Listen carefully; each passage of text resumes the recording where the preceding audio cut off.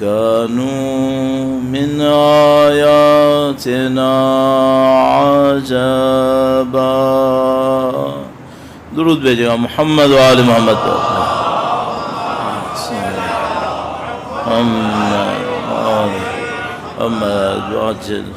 پروردگار عالم کا انتہائی لطف و کرم، انتہائی احسان، اس نے ایک بار پھر یہ سعادت نصیب کی اہل بیت اطہار علیہ السلام کے ذکر کی، ان کے فرش عزا پر بیٹھنے کی، اور یہ کہ انشاءاللہ ان کی تعلیمات سے فائدہ اٹھاتے ہوئے، ان کی تعلیمات پہ عمل کرتے ہوئے ہم ان کے راستے پر چلیں اور وہ دعا پوری ہو جائے. اللہم اجعل محیای محیا محمد و آل محمد و مماتی ممات محمد و آل محمد. اس دعا کی قبولیت کے لیے انشاءاللہ، اس عزاداری کی قبولیت کے لیے، مرحومین کی درجات کی بلندی کے لیے درود بھیجیں محمد و آل محمد. صلی علی محمد آل محمد وعجل فرجہ. پروردگار عالم نے اس دنیا کو اسباب کے نظام کے اوپر خلق کیا ہے، یعنی ہر چیز کا کوئی قانون ہے، کوئی ضابطہ ہے، اور یہ خدا متعال کی حکمت کی ایک نشانی ہے کہ جب بھی کوئی کام انجام پائے گا اس کا کوئی سبب ہوگا، اور اس سبب اور مسبب کے درمیان، یعنی جو علت معلول ہے، ان دونوں کے درمیان کوئی رابطہ ہوگا. یہ نہیں ہو سکتا کہ ہم کسی بھی کام کو کسی بھی ذریعے سے کر لیں، ظاہر ہے کہ نہیں ہو سکتا ہے. اور چونکہ دنیا میں ایک قانون ہے تو یہ سائنسز نکلے پھر کہ بھئی یہ کیمیکل ہے، اس کا یہ اثر ہے، آپ نے تجربے سے دیکھا. تو وہ خدا جس نے مادی دنیا کو ان اسباب کے اوپر خلق کیا ہے، ظاہر ہے کہ وہ خدا اس مادی دنیا سے بڑھ کر جو دنیا ہے اس کو بے سبب خلق نہیں کرے گا، اس کو اس نے اس سے بڑھ کر اسباب پہ خلق کیا ہوگا. لیکن ہماری یہاں پر کچھ کوتاہی ہوتی ہے، کچھ غلطیاں ہوتی ہیں. ایک مثال عرض کرتا ہوں اور یہیں سے انشاءاللہ ایک موضوع کا آغاز بھی کریں گے آج، اور اس کے بعد کوشش کریں گے اس موضوع کے اطراف میں جو بھی اور ذیلی موضوعات آتے ہیں ان کو ان 5 دنوں کے اندر آپ کی خدمت میں عرض کریں. درود بھیجے گا محمد و آل محمد. محمد محمد وعجل فرجہ. جو ہم موضوعات کا انتخاب کرتے ہیں وہ کس ترتیب سے کرتے ہیں، کس ترکیب سے کرتے ہیں، یہ بڑا سخت معاملہ ہے. جب بھی ماہ محرم اور عزا کے ایام شروع ہوتے ہیں تو جو پڑھنے والے ہوتے ہیں ان کے سامنے بہت بڑا مسئلہ یہ مسئلہ ہوتا ہے کہ موضوع کا انتخاب کیسے کیا جائے. اس کی وجہ یہ ہے کہ ظاہر ہے آپ کے اوپر کوئی علم نازل تو نہیں ہو رہا ہے، آپ نے جو پہلے کا علم ہے اسی سے کہیں نہ کہیں کچھ عرض کرنا ہے. سننے والے بھی ہر روز تو نئے نہیں آ رہے، سننے والے وہی لوگ ہوں گے جو پچھلے سال بھی سنے ہوئے تھے. تو اب یہ الزام اٹھائیں کہ آپ ایک ہی مطلب بار بار کہہ رہے ہیں تو وہ بھی الزام اٹھانا آسان نہیں ہے، گرچہ بعض لوگ اسے قبول کر لیتے ہیں کہ چلو ٹھیک ہے اب کچھ نہیں کر سکتے تو یہی کر لیں. پھر نیا جو لائیں تو کہاں سے لائیں؟ یہ بڑا عجیب سا موضوع ہوتا ہے. اس میں نے اپنی زندگی میں ایک بات سوچی کہ نیا موضوع آئے گا ایک خاص جگہ سے. ظاہر ہے کہ میرے پاس کوئی رابطہ نہیں ہے اوپر سے کہ میں پوچھوں بھائی نیا موضوع کیا ہوگا. لیکن میں نے دیکھا کہ میں ایک انسان جو اپنے طالب علمی کی زندگی میں چل رہا ہے، تقریباً 40 سال ہو گئے طالب علم بنے ہوئے. تو جو 40 سال طالب علمی ہے اس میں نے کیا اٹھایا، کیا جھیلا، جو مختلف مراحل پہ میں جھیلتا رہا ہوں، کوشش کرتا ہوں اس سے خود اپنی زندگی میں جو فردر ڈیولپمنٹ کروں تو وہ کیسے کروں گا. آپ کے لیے میرے لیے اچھا نہیں ہے کہ ہم اپنی زندگی میں ایک دن بھی ایک جگہ کھڑے رہیں، یہ ہمارے لیے اچھا نہیں ہے. مولانا نے فرمایا کہ وہ شخص ہلاک ہو گیا کہ جس کے 2 دن ایک جیسے رہے، برابر ہو گئے، وہ ہلاک ہو گیا. اور یہ خطرہ بہت زیادہ ہے، پیچھے نہ بھی جائیں تو خطرہ یہ رہتا ہے کہ انسان ایک ہی جگہ کھڑا رہتا ہے، زندگی گزر جاتی. اچھا وہ جہاں کھڑا رہتا ہے تو یہ کیوں نہیں سوچتا کہ میں کھڑا ہوا ہوں، ہل نہیں رہا؟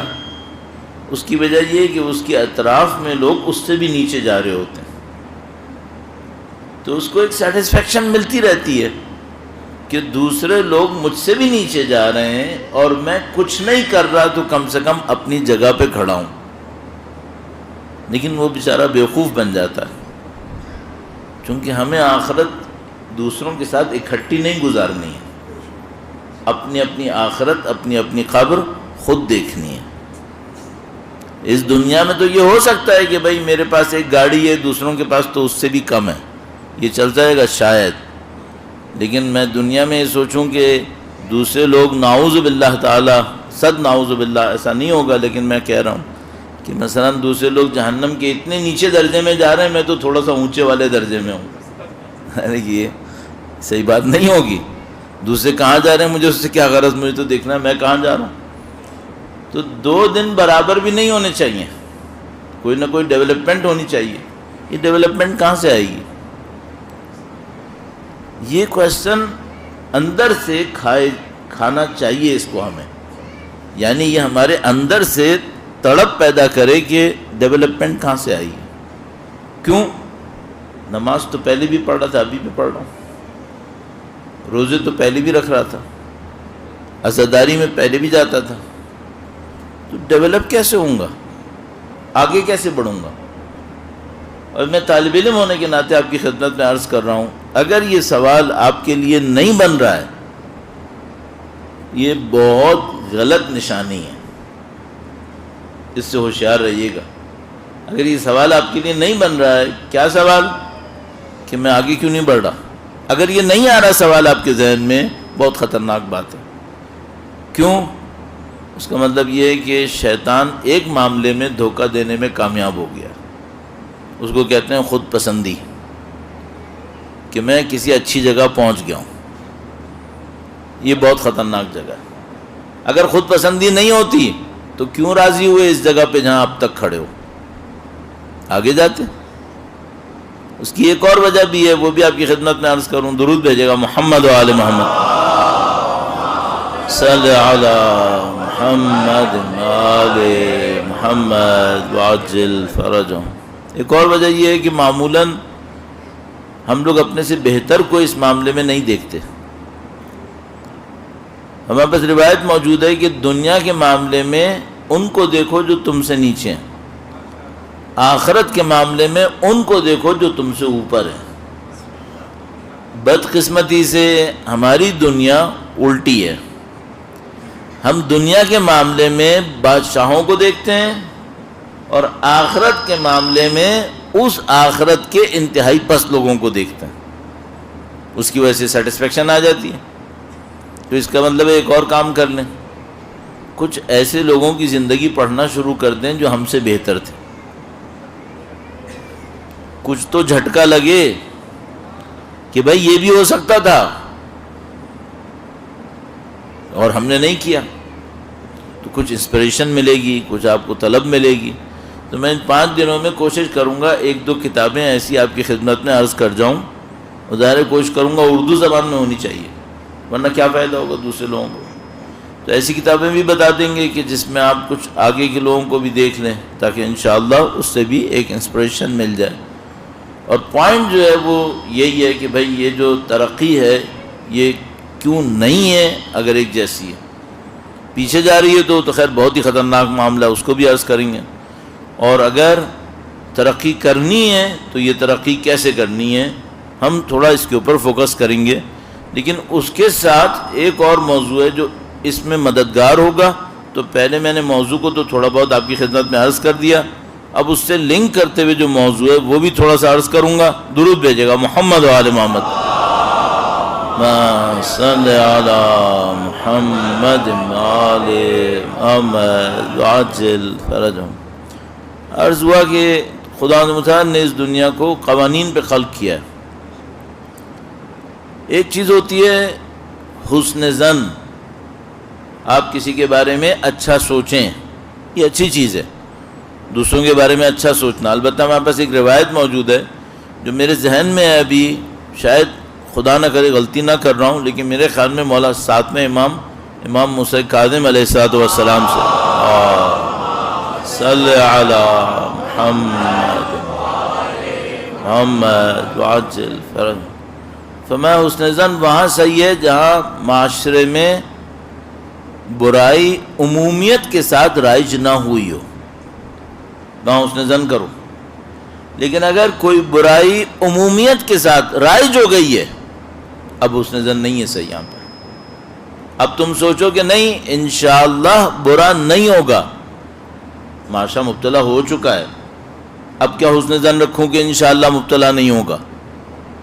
مثال، بچے بہرحال ٹریک سے اتر رہے ہیں، اگلی نسل کہیں اور جا رہی ہے، میں کوئی کوشش نہ کروں، حسن زن رکھو انشاءاللہ صحیح ہو جائے گا. کیسے صحیح ہوگا؟ یہ حسن زن کی جگہ ہے؟ نہیں، یہاں تو آپ کو مکمل احتیاط کرنی چاہیے. اب یہ جو اظہر صاحب نے ارشاد فرمایا کہ بھئی یہ کم سے کم یہ کہیں گے نا عاقبت اندیش لوگ، عاقبت کو نہ سمجھنے والے، نہ سوچنے والے لوگ اس ملک کے ساتھ جو حشر کر رہے ہیں. اب کیا حسن زن کرے آدمی؟ کیا ان کو سمجھ میں نہیں آ رہا ہے؟ اور ہمیں خطرہ ہے کہ شاید سمجھ میں نہ آ رہا ہو، کیونکہ نفس پرستی ایک حد کے بعد انسان کو دیوانہ کر دیتی ہے. اور یہ نفس پرستی کا جو اسکیل ہمارے ہاں طاقتور لوگوں کے ہاتھ میں ہے، اس کے بعد یہ توقع رکھنا کہ ان کی عقول معقول فیصلے کر دیں گی تقریباً ناممکن ہو گیا. یہ حسن زن رکھنا بہت مشکل ہو گیا ہے، کیونکہ ہم روایات موجود ہیں. شاید کل پرسوں میں آپ کی خدمت میں اس سلسلے میں عرض کروں گا، مبالغہ نہیں کروں گا، کہ روایات موجود ہیں کہ نفس پرستی کس طریقے سے انسان کو غلط عاقبت کی طرف دھکیلتی ہے. تو ان لوگوں کے ساتھ معاملہ مجھے یہ لگتا طاقت کی خواہش ہے، نہ ہمیں پیسے کی لالچ ہے، جو سید الشہداء نے فرمایا تھا کہ اے خدایا نہ میرا قیام خدا دولت کی خاطر ہے، نہ میرا قیام مال و طاقت سمیٹنے کے لیے. فرمایا کس لیے ہے؟ لِنُرِيَ الْمَعَالِمَ مِن دِينِكَ، میں چاہتا ہوں تیرے دین کی نشانیوں کو آشکار کر دوں. وَنُظْهِرَ الْإِصْلَاحَ فِي بِلَادِكَ، تیرے شہروں کے اندر اصلاح ظاہر ہو. وَيَعْمَنَ الْمَظْلُومُونَ مِنْ عِبَادِكَ، تیرے مظلوم بندوں کو پناہ ملے. ہم سید الشہداء کی تعصیب میں جو پاکستان میں چاہتے ہیں لِنُرِيَ الْمَعَالِمَ مِن دِينِكَ، پاکستان اسلام کا قلعہ بنے. نُظْهِرَ الْإِصْلَاحَ فِي بِلَادِكَ، پاکستان کے شہروں میں اصلاح نظر آئے. وَيَعْمَنَ الْمَظْلُومُونَ مِنْ عِبَادِكَ، اس ملک کے باسی مظلوم انسانوں کو امن ملے. یہ ہماری خواہش ہے. انشاءاللہ ہم اس پہ پہلے بھی تھے، آج بھی ہیں، باقی رہیں گے اس پر انشاءاللہ. اس ملک کی سلامتی کے لیے، اس کے اندر بسنے والوں انسانوں کی ہدایت، ان کی نورانیت کے لیے، اور انشاءاللہ ان تمام خرابیوں کی خاتمے اور اصلاح کے اظہار کے لیے درود بھیجیں محمد و آل محمد. صلی علی محمد و آل محمد وعجل فرجهم. خدا شاہد ہے یہ ایجنڈے میں بالکل نہیں تھا. میرے بولنے سے 1 منٹ پہلے بھی میرے ذہن میں نہیں تھا کہ میں اس کے اوپر اتنی بات کروں گا. ایک تو ہمارے اظہر بھائی نے کلک کر دیا کہ ہمارے سامنے انہوں نے ایسا کچھ کہہ دیا. پھر مجھے اندر سے خوف آیا کہ کہیں ایسا نہ ہو میری کوئی ذمہ داری بنتی ہو اور میں اپنے موضوع میں جانے کی وجہ سے اس ذمہ داری کا اظہار نہ کر پاؤں.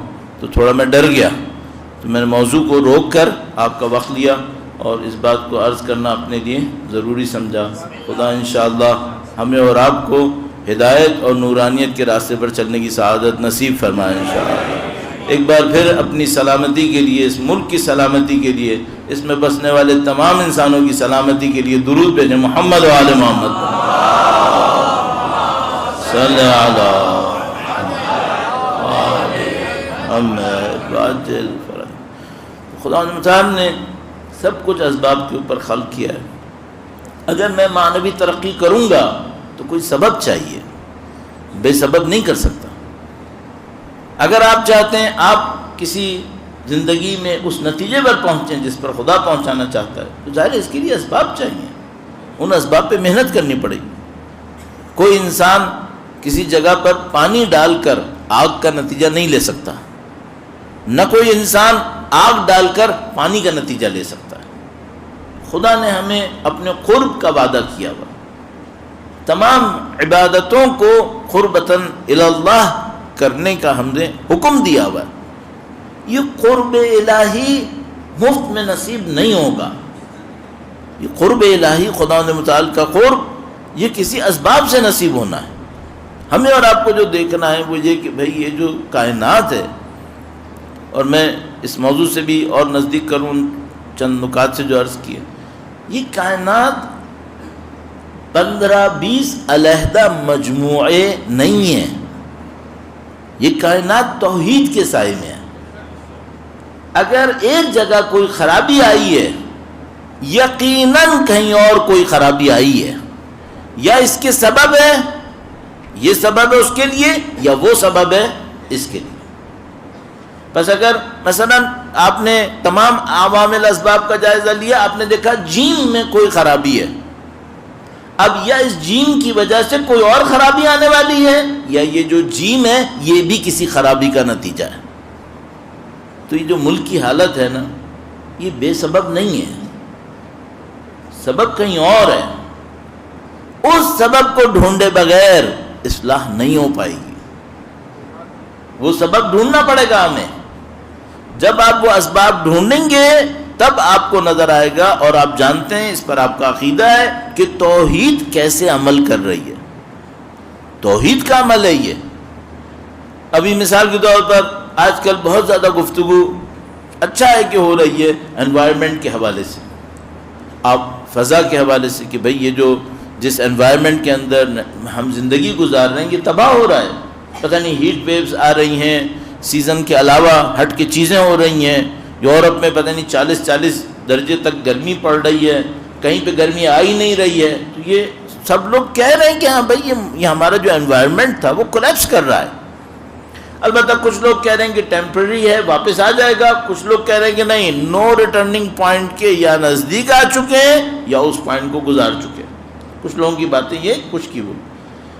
اب سوال یہ ہے کہ کیا یہ جو انوائرمنٹ ہے یہ توحید سے ہٹ کر بنا ہوا ہے؟ نہیں، یہ بھی توحید کے سائے میں ہے۔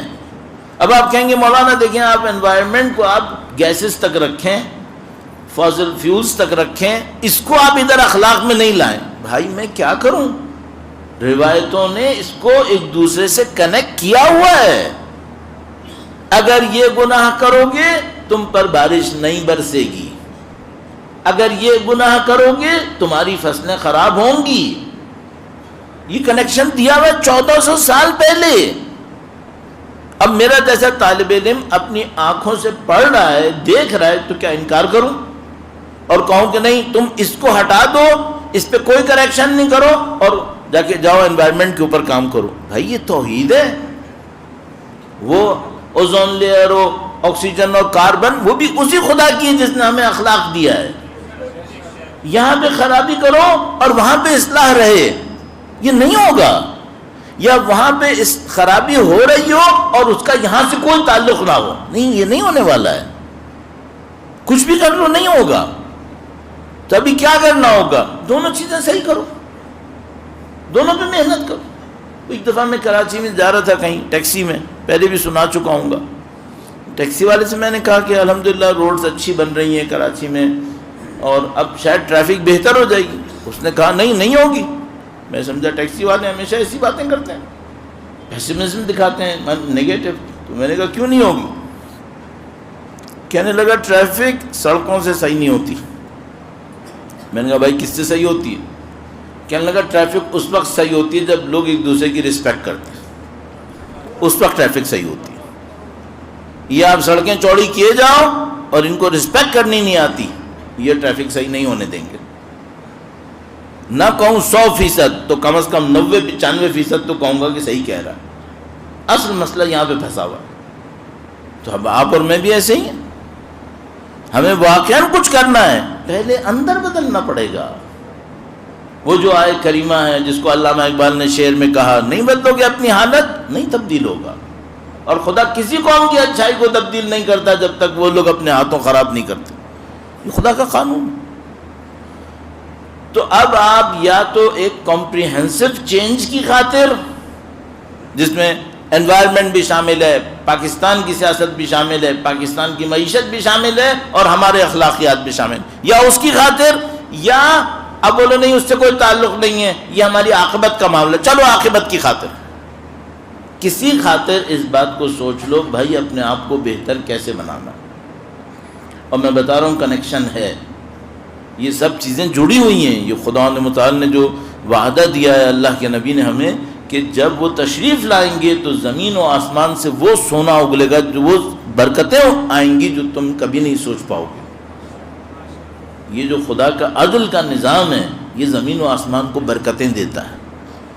جتنا ظلم پھیلاؤ گے یہ زمین و آسمان ناقابل رہائش ہو جائے گی، ناقابل رہائش ہو جائے گی۔ شاید قیامت اسی کو کہتے ہیں کہ جب زمین رہنے کے قابل نہیں رہے گی ان گناہوں کی وجہ سے جس کے مرتکب ہو رہے ہوں گے۔ تو ابھی ایک امید انسانیت پردہ غیب میں باقی ہے، خدا اس امید انسانیت کی وجہ سے اس کو تہس نہس نہیں کرے گا۔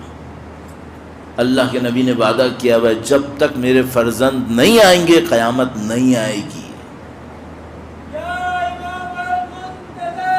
العجل العجل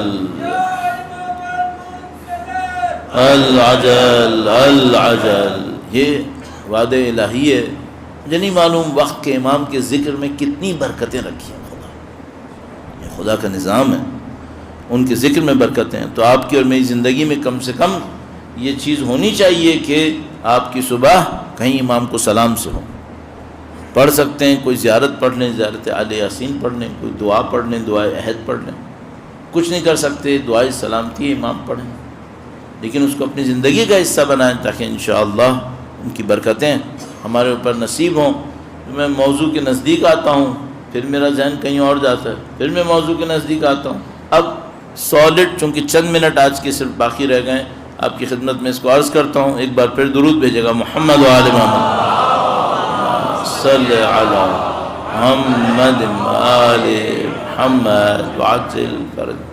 پچھلے سال جب یہاں پہ حاضر ہونے کا موقع ملا تھا، ماہ ربیع الاول میں بھی، ماہ شوال میں بھی، اور ماہ محرم کے جو اختتامی دن ہے، تو ہم نے کچھ اس کو ٹچ کیا تھا کہ تزکیہ نفس کے بنیادی اصول کیا ہیں، اس کو عرض کرنے کی کوشش کی تھی۔ حدیث عنوان بصری کا بھی تذکرہ کیا تھا، ظاہر ہم اس کو دوبارہ نہیں دہرانا چاہ رہے ہیں، لیکن ہم صرف اس بات کو لے کر تھوڑا سا آگے بڑھنا چاہ رہے ہیں کہ بھئی اگر میں ڈیولپمنٹ اپنے اندر کرنا چاہتا ہوں ہوتا کیا ہے، تو آپ سب اپنی زندگی میں شاید اس تجربے سے گزرے ہوں گے کہ کسی دن آپ کا خود بخود دل اچھائی کے لیے چاہتا ہے، خود بخود دل چاہتا ہے آج کوئی اچھی نماز پڑھوں، قرآن پڑھوں، دعا پڑھوں، کسی کے ساتھ نیکی کر لوں، کسی کے ساتھ ہمدردی کر لوں۔ پھر کبھی ایسا ہوتا ہے 2 رکعت نماز پڑھنے کا بھی دل نہیں چاہتا، ہوتا ہے کبھی ایسا۔ یہ کیا مشکل ہے؟ خدا کیوں ایسے کرے گا؟ ظاہر ہے کہ خدا نہیں کرے گا، خدا اپنے بندے کے لیے رحیم ہے، وہ اپنے بندے کو اپنے سے نزدیک دیکھنا چاہتا ہے۔ تو یہ جو کچھ ہوتا ہے اس میں کہیں نہ کہیں ہماری کوئی دخالت ہے، صرف مشکل ایک ہے، کچھ لوگ اتنے خوش نصیب ہوتے ہیں انہوں نے جو غلط کیا ہوتا ہے وہ خدا ان کے سامنے لے آتا ہے کہ تم نے یہ غلط کیا تھا، اس کے نتیجے میں یہ ہو گیا۔ کچھ لوگ اتنے خوش نصیب نہیں ہوتے، وہ اپنی غلطی میں بڑھتے رہتے ہیں۔ پھر فرض کر لیجئے نعوذ باللہ پیر کا دن غلط ہوا، کیوں؟ مثلا اتوار کے دن کوئی غلطی ہوئی تھی، اگر پیر کے دن اس بندے نے نہیں سنبھالا، اب جو منگل کا دن ہے وہ 2 برائیاں لے کے آیا ہے، وہ اتوار والا دن بھی اور جو پیر والے دن غلطیاں ہوئیں، یوں سمجھ لو ایک اسپائرل ہے، اب وہ بڑھ رہا ہے، جتنی دیر لگائے گا واپس آنا سخت، اس میں بعض اوقات مہینوں نکل جائیں گے۔ ہم چونکہ طالب علم ہیں، لوگ ہم سے فون پہ کبھی کبھی بات کرتے ہیں، عام زندگی میں کبھی آ کے بات کرتے ہیں میسیجز کے ذریعے سے، تو سمجھ لیں کہ میں یہ معاملہ سینکڑوں مرتبہ سن چکا ہوں کہ مولانا ایک اسپیل آیا تھا میں نے اس میں نماز بھی نہیں پڑھی تھی، اور اس سے پہلے ایک اسپیل آ رہا تھا جب میں نماز شب بھی پونا گھنٹہ پڑھ رہا تھا۔ یہ کہانی ریپیٹڈلی ہوتی ہے۔ تو اب اس میں ہوتا کیا ہے، اس میں کہیں کوئی ایک جگہ ہے جہاں سے باقی چیزیں ٹریگر ہوئی ہیں، اس نے اس کو نہیں سنبھالا ہے۔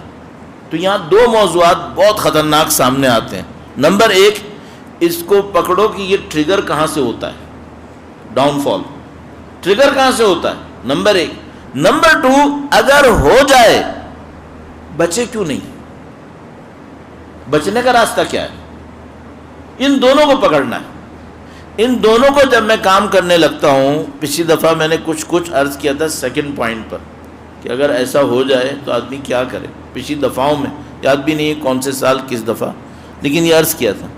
آج میں اس دفعہ میں چاہ رہا ہوں ایک مسئلے کے اوپر گرفت کروں کسی طریقے سے، وہ یہ کہ یہ جو ہم غلطی کرتے ہیں، یہ غلطی کیوں کرتے ہیں، ہم صحیح کام کیوں نہیں کرتے۔ میں ایک مثال عرض کرتا ہوں، درود بھیجے گا محمد وآل محمد،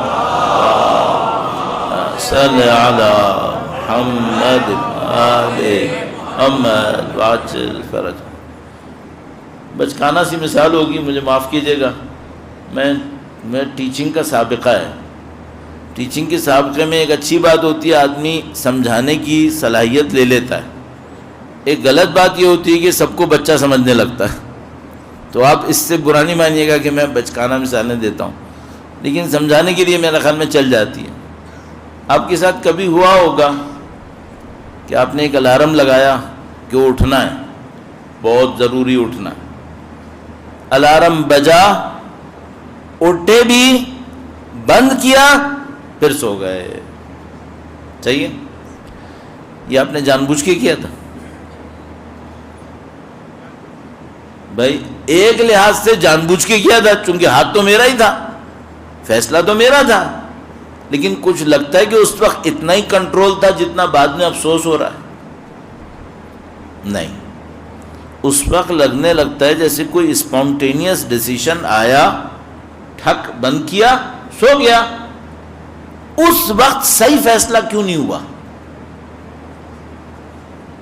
ہاں، اس کو پکڑنے کی ضرورت ہے۔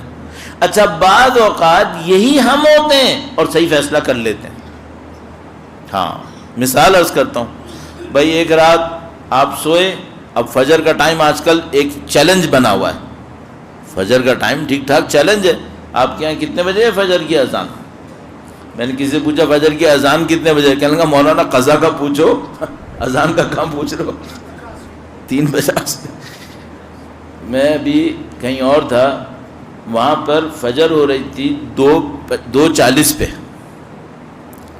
اب ظاہر ہے ایک بندہ کہیں گیا ہے، واپس آیا ہے، اذان مغرب 9:30 بجے ہے، صحیح ہے، جائے گا، کھائے پیے گا، واپس آئے گا، سوتے سوتے اس کو 11-12 تو بجنے ہی ہے، صحیح ہے، 12 ساڑھے 12 بجے عزاداری کے ایام بھی ہیں ظاہر ہے۔ اب وہ بندہ خدا سو رہا ہے اور اس کو 2:30 بجے اٹھنا ہے تاکہ وہ نماز اول وقت پڑھ لے۔ جس نے قضا کے نزدیک بھی پڑھنی ہے اس کو بھی بھائی 3 گھنٹے میں تو اٹھنا پڑ جائے گا، صحیح ہے۔ کبھی اٹھ رہا ہے، کبھی سو رہا ہے، کبھی وہ دیکھتا ہے کہ پچھلی رات صرف آدھا گھنٹہ سویا تھا پھر بھی اٹھ گیا۔ اب اس کا مطلب یہ کہ عذر نیند نہیں ہے، معاملہ کچھ اور ہے۔ کسی رات 6 گھنٹے سویا تھا پھر بھی نہیں اٹھا، صحیح ہے۔ یہ 2 آدمی ہے یا ایک ہی ہے؟ ایک ہی ہے۔ تو بدن کی تھکاوٹ نے طے کیا تھا کہ آدھے گھنٹے کے بعد اٹھ گئے تھے، تو پھر تو نہیں اٹھنا چاہیے تھا۔ تو جس دن 4 گھنٹے سوئے تھے پھر کیسے نہیں اٹھے؟ اس دن تو اٹھ جانا چاہیے تھا۔ اس کا مطلب ہے معاملہ یہ بدن کی تھکاوٹ کا بھی نہیں ہے، بندہ ایک ہی بندہ ہے، 2 بیہیویئر دکھا رہا ہے، دونوں بیہیویئر کے اندر یہ ریفلیکٹ ہو رہا ہے کہ اس کا تعلق اس کی جسمانی تھکاوٹ سے نہیں ہے، معاملہ کچھ اور ہے۔ اب کتنے لوگ ہیں جو جا کر پکڑیں گے معاملہ کیا ہے؟ معمولاً لوگ کیا کرتے ہیں، وہ بہائے میں بہہ جاتے ہیں، یعنی ایک دفعہ ہو گیا، اس نے کہا کوئی بات نہیں، کل میں 2 الارم لگا دوں گا، اگلے دن 2 الارم لگائے، پھر سوتا رہ گیا۔ اب تو سمجھ جاؤ کہ معاملہ الارم کا نہیں ہے، معاملہ کچھ اور ہے. بعض اوقات ہوتا ہے تھکاوٹ کا معاملہ ہوتا ہے. وہ کیسے؟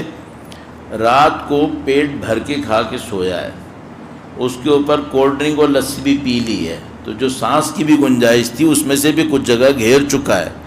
اس کے بعد سوچ رہا ہے 2 گھنٹے بعد فجر کے لیے اٹھوں گا. بیٹا تمہیں 6 گھنٹے بعد موت بھی آئے تو مشکل ہے کہ اٹھو گے, اتنا کھا پی چکے ہو.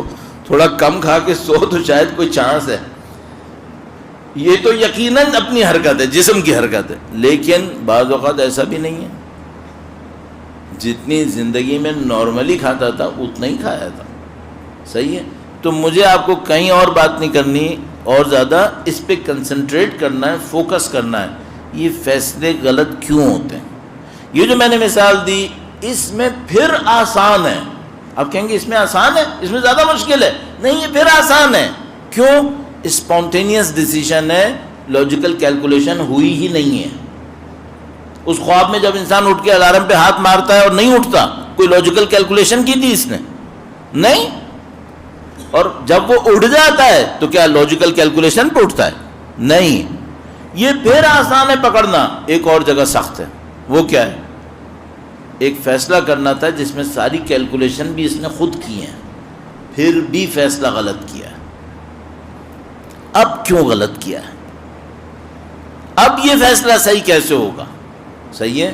تو میں آپ کی خدمت میں عرض کر رہا ہوں, ہماری ساری ڈیولپمنٹ قربتاً الی اللہ, اللہ کا قرب, مانوی ترقی, سب کا دار و مدار ایک معاملے کے اوپر ہے. فیصلہ صحیح کیسے ہوگا؟ چاہے وہ فیصلہ لاجیکل کیلکولیشن والا فیصلہ ہو, چاہے وہ فیصلہ ہو جو اسپونٹینیس ہو رہا ہے, جس میں کوئی لاجیکل کیلکولیشن انوالو نہیں ہوئی ہے. ان دونوں کے اوپر گفتگو ہے. اب اس کے اوپر تھوڑا سا آرائز پیش کرنے ہیں اگلے 4 دن میں, کوشش کریں گے کہ کوئی اس میں اچھے ریزلٹس نکال سکیں. درود بھیجے گا محمد و آل محمد. اللہم صلی علی محمد و آل محمد وعجل فرجہم.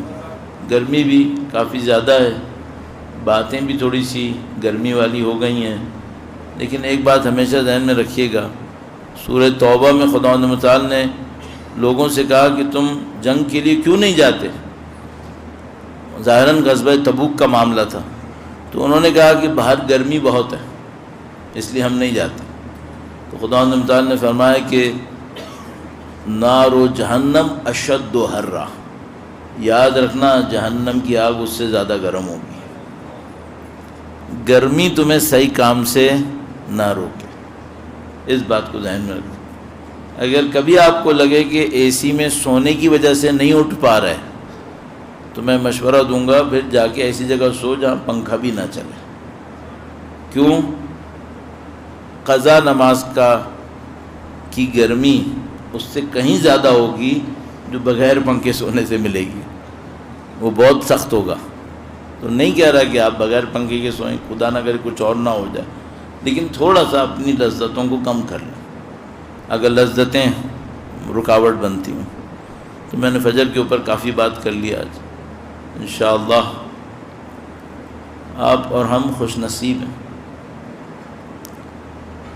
قسم کھانا مکروہ ہے, لیکن قسم کھائی جا سکتی ہے. خوش نصیب ہیں. کبھی بھی زندگی میں مشکلات بڑھ رہی ہوں, اپنے دل سے ایک بات پوچھیے گا, کیا تمہارا کوئی وارث نہیں ہے؟ وارث ہے. گھبراتے کیوں؟ مشکلات سے مت گھبراؤ. گھبرائے وہ جس کا وارث نہیں ہے. جس کا وارث ہے, اور وارث وہ ہے جو اولاد علی ہے. اللہ, وہ وارث جب تشریف لائیں گے تو چند جملے شروع میں ارشاد فرمائیں گے, اور ان چند جملوں میں ایک جملہ کہیں گے, انا ابن الحسین, میں حسین کا بیٹا ہوں. انا ابن الحسین, حسین کا بیٹا ہوں. انا المنتقم, میں خون حسین کا انتقام لوں گا. ارشاد فرمائیں. اللہ اکبر. اپنے جد امجد کا مرثیہ پڑھیں گے. آپ خوش نصیب ہیں کہ آپ کا وارث ہے. آپ خوش نصیب ہیں کہ آپ ان کے غم میں رو رہے ہیں جن کے غم میں وہ وارث روتے ہیں۔ وہ فرماتے ہیں اے میرے جد امجد، میں آپ کی یاد میں صبح شام خون کے آنسو بہاتا ہوں۔ آپ ان کے غم میں رو رہے ہیں جن کے غم میں وہ وارث کائنات روتے ہیں، اور آپ کیوں نہ روئیں؟ جس نے سید الشہداء کو نبی کے شانوں پر دیکھا ہو، وہ سر حسین کو نیزے پہ دیکھے نہ روئے؟ کیوں نہ روئے؟ کیوں نہ روئے؟ جگر گوشہ بطول جن کو دیکھ کر نبی خدا کو ٹھنڈک ملتی تھی، اس کے جگر گوشے کے ٹکڑے ٹکڑے ہو رہے ہوں، دیکھے اور نہ روئے؟ کیوں نہ روئے؟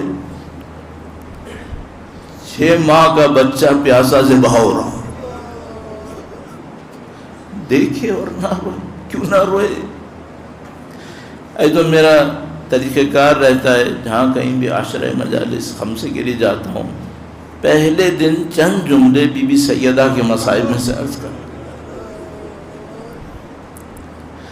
شاید رسم نہ ہو لیکن میں پابند ہوں، اس لیے عرض کروں گا۔ کوئی دیکھے بنت رسول اللہ کو تماشا لگا، نہ روئے؟ کیوں نہ روئے؟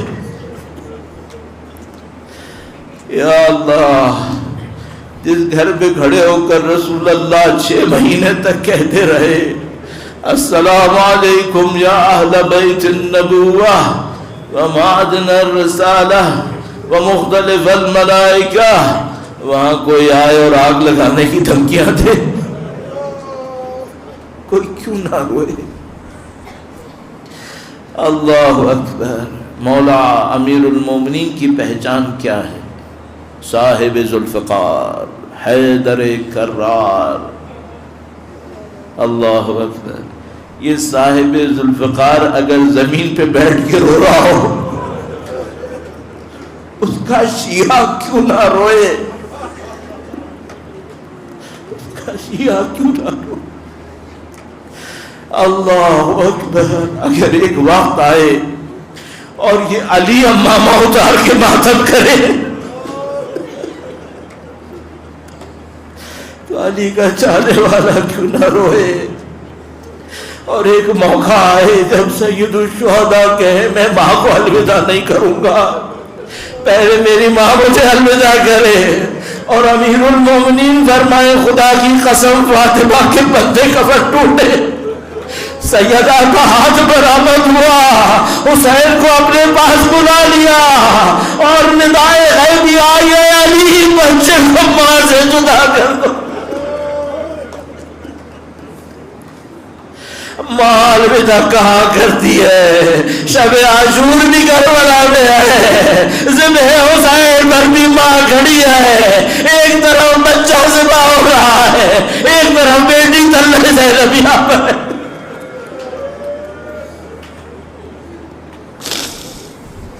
الا لعنت اللہ علی القوم الظالمین وسیعلم الذین ظلموا ای منقلب ینقلب۔ پروردگار تجھے واسطہ نبی اولاد نبی کا اس قلیل کو اپنی بارگاہ میں قبول فرما۔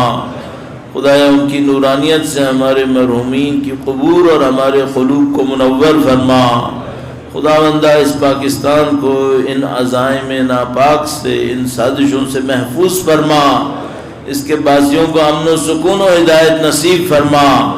اے پاک پروردگار بیرونی اور اندرونی سازش کاروں سے محفوظ فرما، پرچم اعداء کو مزید عزت و سربلندی نصیب فرما، وارث اہل بیت کے ظہور میں تعجیل فرما، ان کی نصرت اور اس راہ میں شہادت نصیب فرما۔